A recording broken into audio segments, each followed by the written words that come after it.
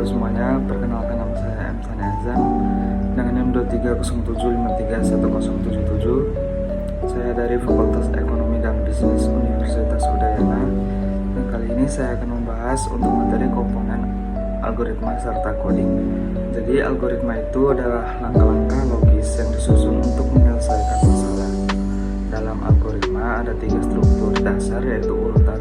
Yang pertama itu urutan sequence, yang berarti langkah dijalankan berurutan dari atas ke bawah, dan juga bersabangan selection, yang berarti memiliki langkah tertentu berdasarkan kondisi, serta perulangan atau looping, yang berarti mengulang langkah sampai syarat tertentu terpenuhi.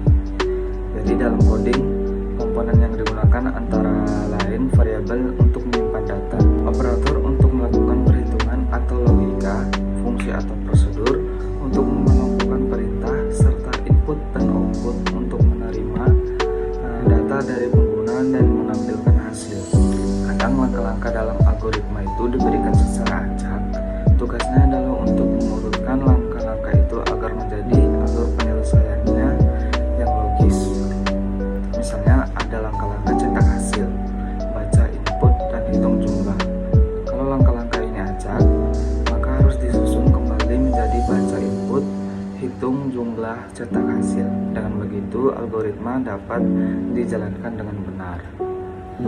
Kemudian itu kita menunjukkan, menghitung, dan memperoleh nilai variabel pada algoritma atau kode.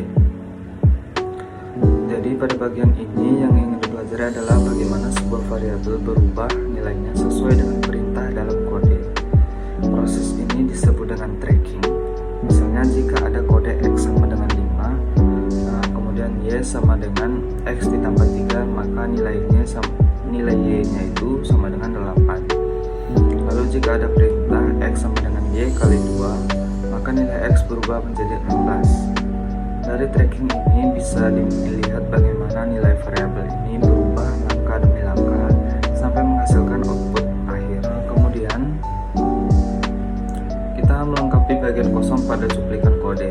Jadi kadang kode program yang diberikan itu belum lengkap. Misalnya hanya ada pada bagian input dan juga output, tapi bagian proses perhitungannya itu kosong.